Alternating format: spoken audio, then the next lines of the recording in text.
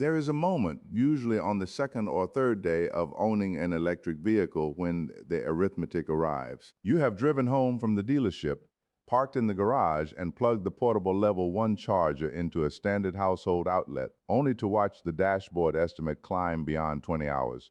To reach a full charge, the car is magnificent.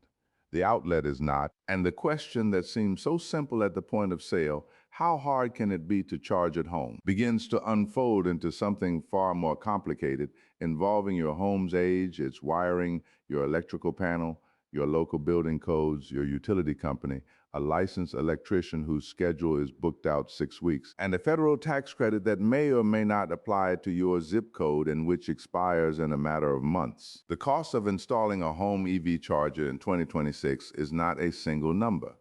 It is a cascade of decisions, each one branching into others, and the difference between the lowest estimate and the highest can be a factor of 10. To understand why, you have to start not with the charger itself, but with the house it is being attached to.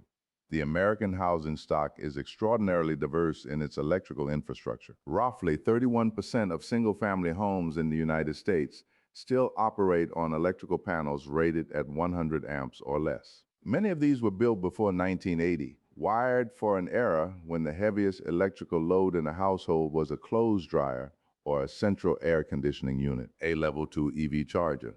The kind that can replenish a typical battery in 6 to 10 hours overnight draws between 30 and 50 amps of continuous current at 240 volts. In a home with a 200 amp panel and moderate existing loads, adding that circuit is often straightforward. In a home with a 100 amp panel already running air conditioning, an electric water heater, and a kitchen range, it may be physically impossible without upgrading the entire service entrance, the panel, the meter base, the feeder cables from the utility pole or underground conduit, and sometimes the utility's own transformer on the street. That distinction, invisible from the outside of any house, is the single largest variable in installation cost.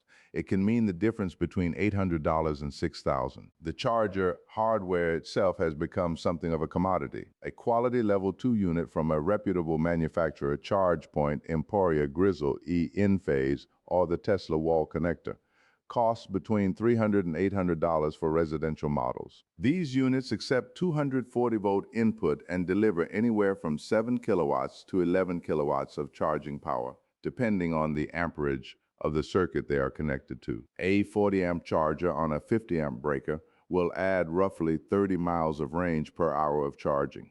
A 48-amp charger on a 60-amp breaker pushes that closer to 37 miles per hour. For the vast majority of drivers who cover fewer than 50 miles a day, even the lower figure is more than adequate to fully replenish the vehicle overnight.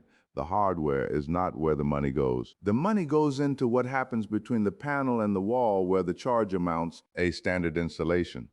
The kind that accounts for most residential jobs involves running a new dedicated circuit from the electrical panel to the charging location. If the panel is in the garage and the charger mounts on the garage wall 10 feet away, an electrician can often complete the work in 3 to 4 hours. The circuit requires appropriately sized copper wire, 6 gauge for a 40 amp circuit, 4 gauge for a 60 amp circuit, a new double pole breaker, conduit if the run is exposed, and either a NEMA 1450 outlet or a direct hardwired connection. The choice between a plug and a hardwired setup is not trivial. A NEMA 1450 outlet, the same type used for electric ranges and RV hookups, limits charging current to 40 amps under the National Electrical Code's continuous load rule and costs slightly more to install because the outlet itself is an additional component. A hardwired connection supports up to 48 amps but permanently fixes the charger in place. Most electricians charge between $500 and $1,500 for this kind of straightforward installation, and when you add the cost of the charger, the total lands in the range of $800 to $2,200. This is the number that appears in optimistic online estimates, and it is accurate for the fortunate subset of homeowners whose panels have available capacity and whose garages share a wall with their electrical service. The complications begin as soon as any of those assumptions break down.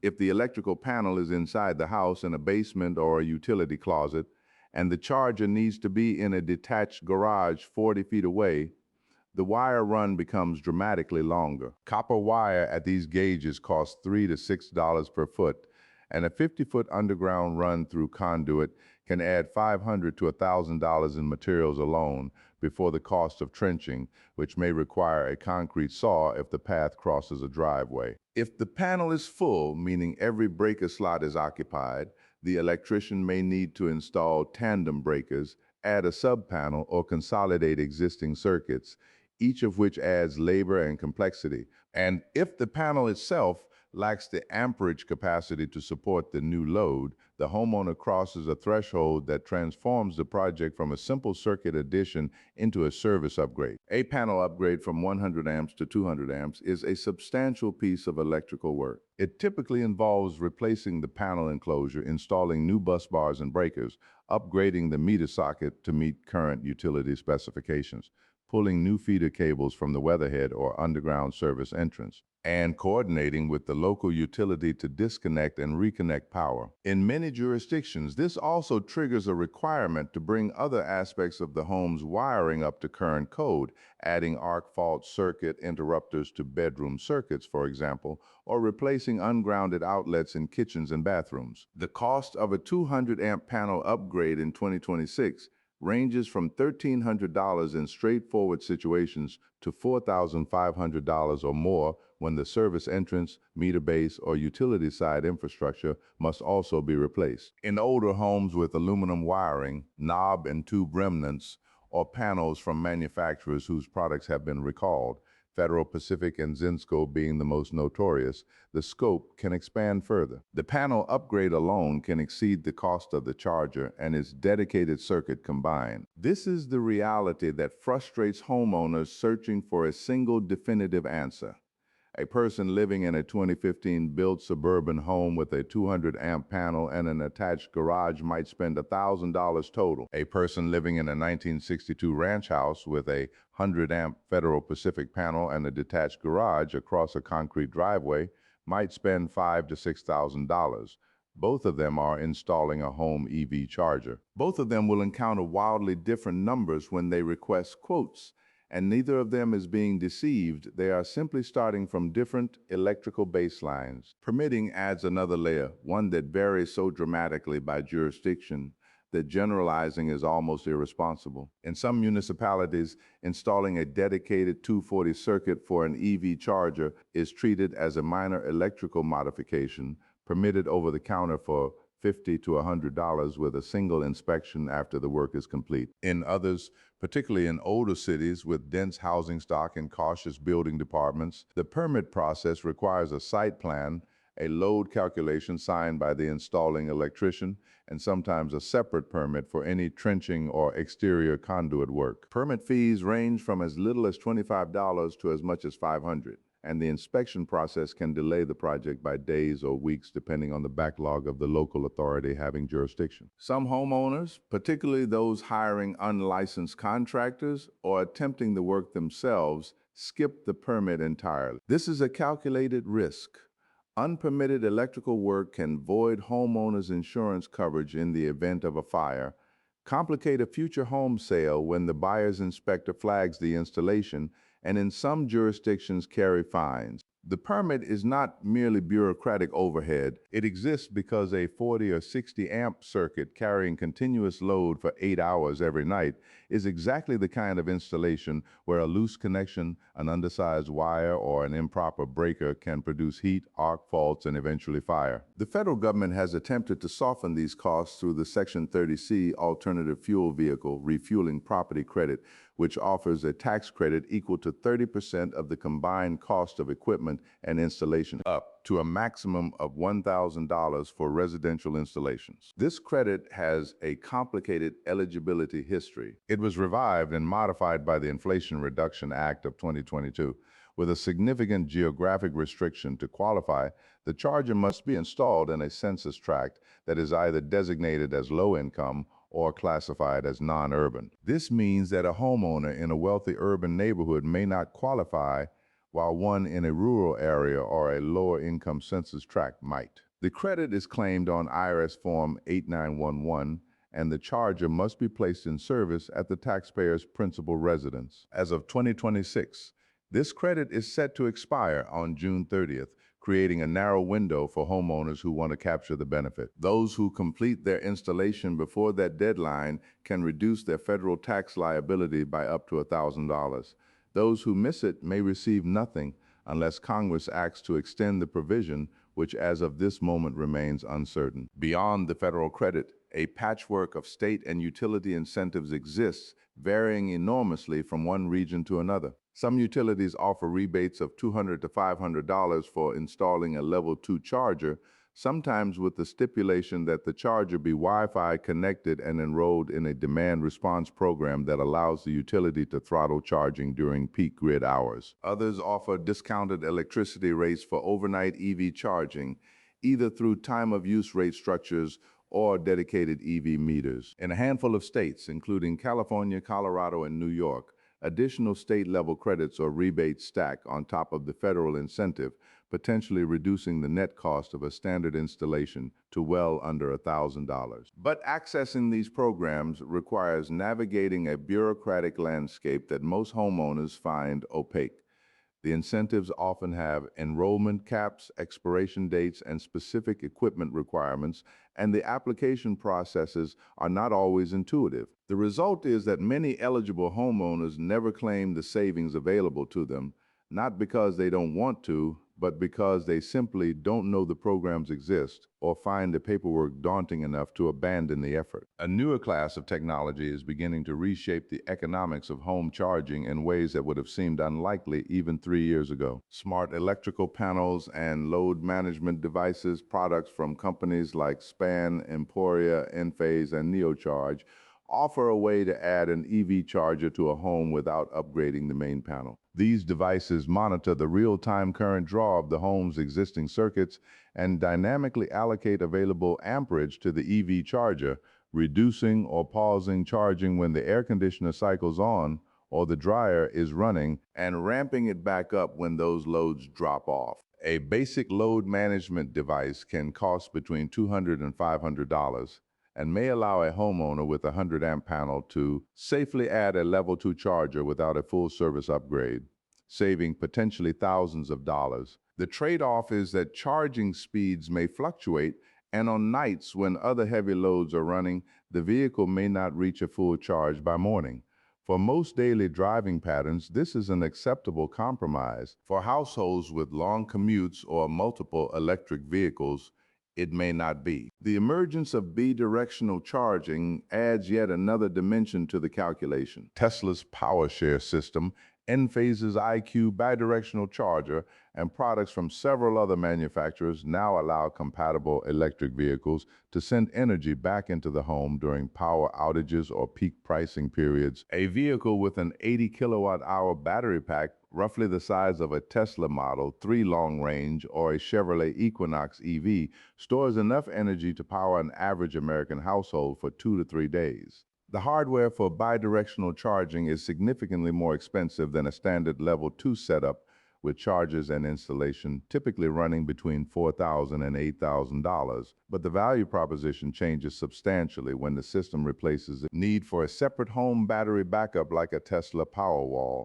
or an Enphase IQ battery, which can themselves cost $8,000 to $15,000 installed. For homeowners in regions with frequent power outages, aggressive time of use electricity pricing, or significant solar generation during the day, bidirectional charging turns the EV into a dual-purpose asset, transportation and home energy storage in a single investment. General Motors has committed to offering bidirectional capability across its EV lineup by 2026, and Nissan has announced affordable vehicle-to-grid technology for the same time frame, which means the addressable market for these systems is expanding rapidly. Running beneath all of these technical and financial considerations is a labor market reality that rarely appears in the tidy cost breakdowns published online.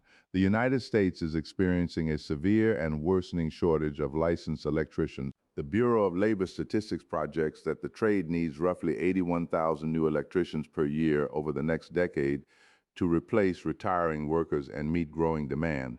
and training pipelines are not producing them at that rate. The surge in data center construction driven by artificial intelligence infrastructure, the continued build-out of renewable energy systems, and the electrification of homes and transportation are all competing for the same limited pool of skilled labor. In many metropolitan areas, the wait time for a residential electrician in 2026 is 4 to 8 weeks, and in some rural areas it can be longer. This scarcity has pushed labor rates upward, and it has also created a quality problem. Some homeowners, unable to find a licensed electrician willing to take on a relatively small residential job, turn to handymen or unlicensed contractors whose work may not meet code. The electrician shortage is an invisible tax on every home charging installation in the country, and it is likely to get worse before it gets better. There is also a quieter conversation happening among the roughly 15% of EV owners who do not charge at home at all: renters, apartment dwellers, and owners of older condominiums where the homeowners association either prohibits or has not yet addressed the installation of charging equipment.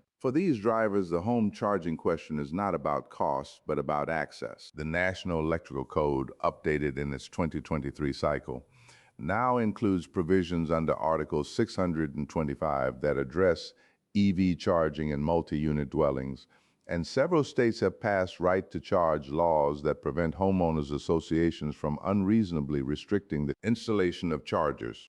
But the gap between legal right and practical reality remains wide. Installing a charger in a shared parking structure involves navigating not only the electrical infrastructure of the building, but also the governance structure of the association, the allocation of electricity costs among unit owners, and the physical logistics of running circuits through common areas. For many renters and condo owners, the economics simply do not work, and the public charging network, still unevenly distributed and often unreliable, becomes their primary option.